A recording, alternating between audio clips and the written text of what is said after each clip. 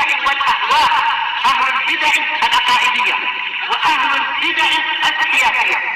نقول بيننا وبينكم السلف، بيننا وبينكم الكتب، كان فيقول البدع بيننا وبينكم. Bismillahirrahmanirrahim. Alhamdulillah wassalatu wassalamu ala Rasulillah wa ala alihi wa sahbihi amma ba'd. Kita akan meneruskan pembacaan kitab Bulughul Maram yang ditulis oleh Al-Hafidz Ibnu Hajar rahimahullahu taala. Pada pertemuan telah lewat kita masih di dalam bab syurutus shalah di kitab shalah. Di antara syarat-syarat sah salat adalah Islam, berakal, tamyiz, masuk waktu, demikian juga dalam badan bersuci. Kemudian kita masih dalam pembahasan menutup aurat. Disebutkan bahwa aurat untuk perempuan ya adalah rambut dia ya. Demikian juga badan dia. Pada pertemuan telah lewat tidak sah kalau kemudian perempuan itu rambutnya semuanya kelihatan. Demikian disebutkan. Adapun wajah maka tidak, yakni dibuka. Demikian juga untuk telapak kaki yang menempel pada lantai itu, ya, yang rajih adalah tidak ada dalil mengatakan itu adalah aurat kalau mereka sholat di antara mereka perempuan-perempuan itu. Adapun laki-laki, yakni untuk kemudian antara pusar sampai lutut. Tetapi yang sangat yaitu kemaluan. Kemudian kalau dia dalam keadaan lapang, tidak boleh dalam keadaan pundaknya itu tidak ada di situ kain. Ya, demikian disebutkan. Kemudian juga masalah paha bahwa itu adalah yang rajih adalah tidak termasuk aurat, ya, aurat yang sangat, ya, aurat mukhaffafah yang ringan. Demikian disebutkan. Kemudian masih ada di sini permasalahan bagaimana kalau tidak ada yang menutupi aurat dia atau mangkib, ya, ini pundaknya disebutkan didahulukan untuk menutupi aurat dia, ya, demikian. Jadi umpamanya pakaiannya tidak panjang umpamanya, maka yang dipentingkan adalah menutupi aurat. Adapun mangkib pundaknya maka boleh untuk kemudian terbuka. Kemudian bagaimana kalau tidak ada yang menutupi, ya, kecuali sebagian auratnya? Maka disebutkan di sini untuk menutupi satru farjaini, untuk menutupi dua kemaluannya itu. Ini kubul dan duburnya itu. Itu yang didahulukan. Kemudian disebutkan idza utiya sitrah, kalau dia diberikan apa? Diberikan penutup untuk menutupi aurat.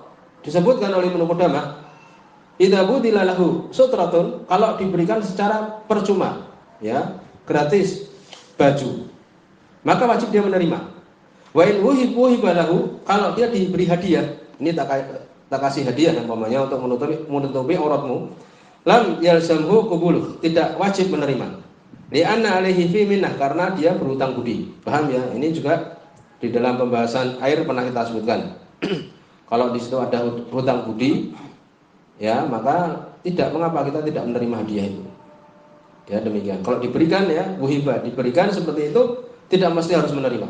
Tapi kalau kemudian gratis percuma, ya, umpamanya banyak seperti itu baju-baju dan sebagainya, maka boleh karena tidak ada hutang budi. Ini sering menyebutkan, Syekh Utsaimin menyebutkan tentang masalah ifah bagi penuntut ilmu. Ya, ini tidak minta-minta. Ya, demikian.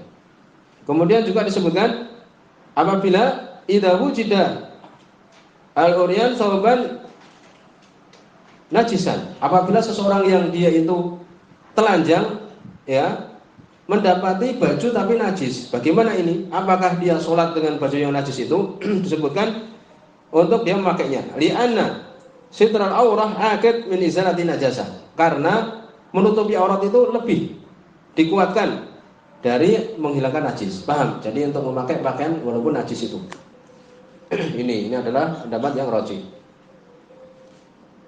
Apakah orang-orang yang urah, yang dia itu sempat telanjang untuk salat berjamaah disebutkan? Iya, untuk dia salat berjamaah dan imamnya adalah di tengah, demikian disebutkan. Alhamdulillah kalau dalam keadaan seperti ini sekarang ini ya, seolah mereka punya pakaian semuanya. Kemudian disebutkan ya apabila ma'adi urah taub, salah seorang dari yang telanjang itu, yang banyak itu ada pakaian, maka wajib yang mendapati pakaian itu memakainya. Kemudian berikutnya hadis nomor 203. Maka di sini disebutkan berikutnya tentang syarat sah salat yang ketujuh, yaitu apa? Istiqbalul kiblat. Ya, bisa ditulis berikutnya. Syarat yang ketujuh adalah menghadap kiblat. Apabila dia tidak menghadap kiblat dalam salat wajib itu, ya, dia tidak sah salatnya. Wan Amir bin Rabi'ah radhiyallahu anhu, dari sahabat Amir bin Rabi'ah radhiyallahu anhu, hadisnya ini adalah dhaifun jiddan, sangat lemah sekali. Di situ ada As'as bin Sa'id As-Saman. Demikian juga Asim bin Ubaidillah. As'as ini matruk, ditinggalkan. Adapun Asim bin Ubaidillah maka dia itu dhaif, lemah. Jadi tidak bisa diterima di sini. Apa hadisnya? Qala, beliau mengatakan kunna ma'an Nabi sallallahu alaihi wasallam, kami bersama dengan Nabi sallallahu alaihi wasallam fi lailah mudrimah, di malam yang sangat gelap. Fa askalat alaina al-qiblah, maka bermasalah bagi kami arah kiblat itu. Fa shalaina, kemudian kami salat.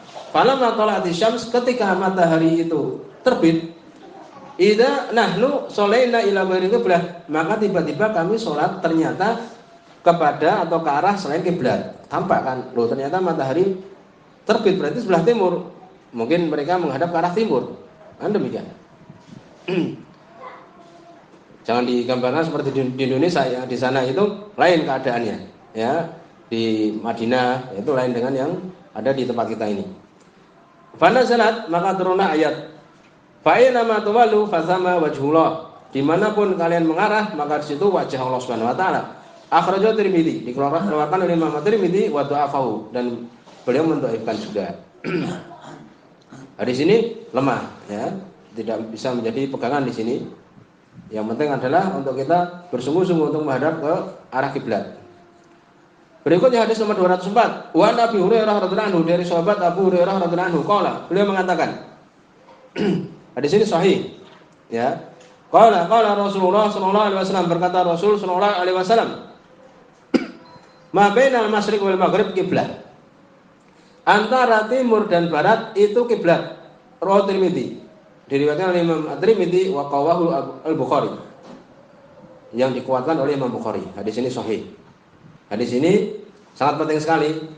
Ya, ini pokoknya antara timur dan barat itu adalah kiblat. Di sini ada isyarat bahwa yang penting itu adalah mengarah ke arah kiblat. Apabila seseorang mungkin di Masjidil Haram, maka wajib untuk wajahnya itu menghadap ke Ka'bah. Tetapi kalau kemudian seperti kita umpamanya jauh dari Masjidil Haram, maka yang penting adalah arah. Arah kita adalah ya ini ke arah kiblat, ke arah barat. Yani antara timur dan barat itu adalah kiblat. Kalau kemudian kita mengarah ke arah timur, maka ini tidak sah salatnya. Tetapi kalau kita mengarah ke barat, mungkin geser sedikit, ya, geser sedikit ya, dengan artian tidak banyak, maka itu adalah salatnya sah. Hadis ini penting sekali. Antara timur dan barat itu adalah kiblat. Mungkin derajat-derajatnya selisih sedikit seperti itu, maka itu adalah sah. Karena Nabi mengatakan antara timur dan barat itu adalah kiblat. Kalau kemudian yakni kita ke arah total, yakni mungkin 180 derajat atau istilahnya seperti itu ke arah timur, maka ini tidak sah. Tapi kalau kita sudah mengarah ke arah kiblat, bergeser sedikit ya seperti itu mamanya, maka itu adalah sah. Oleh karena disebutkan di sini beberapa permasalahan istiqbalul kiblah, menghadap ke arah kiblat. Istiqbalul kiblah syaratun min syuruti sihhatis shalah. Oleh saya mau nizam di sini, menghadap ke kiblat itu adalah syarat dari syarat-syarat sahnya salat. Illa fi halatain, kecuali di dua keadaan. Apa itu? Ya, dan itu adalah ijma. Ya, tentang permasalahan ini ijma. Apa dua keadaan yang kemudian tidak menjadi syarat? Yaitu salatun nafilah ala rahilah fi safar. Salat sunnah di atas kendaraan ketika safar. Ini. Kemudian yang kedua adalah salatul matlub al-khaif. Salatnya seorang yang dicari musuh dalam keadaan takut.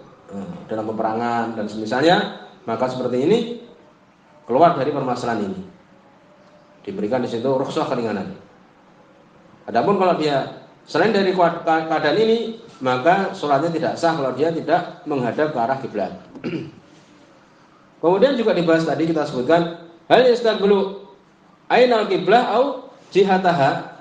Apakah setelah kita mengetahui bahwa itu adalah syarat sah sholat menghadap kiblat, apakah sekarang kita menghadap ke kiblat itu sendiri dalam artian bendanya itu, Ka'bahnya itu, atau arahnya seperti kita sekarang ini?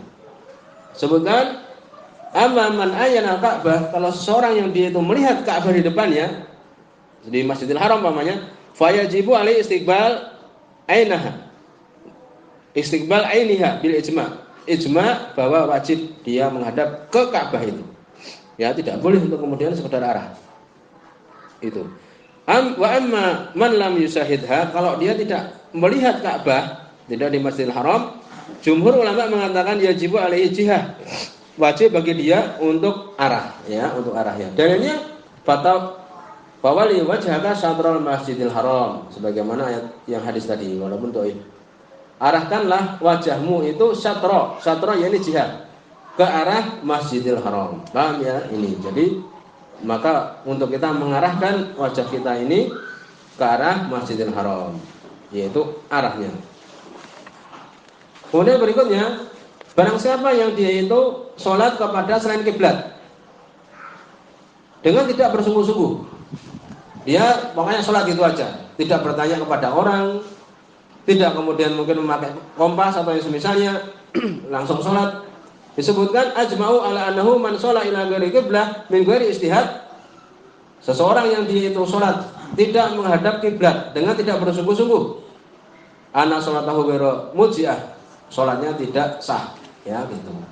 Langsung sholat, tidak bertanya dan sebagainya, ternyata salah, maka sholatnya tidak sah.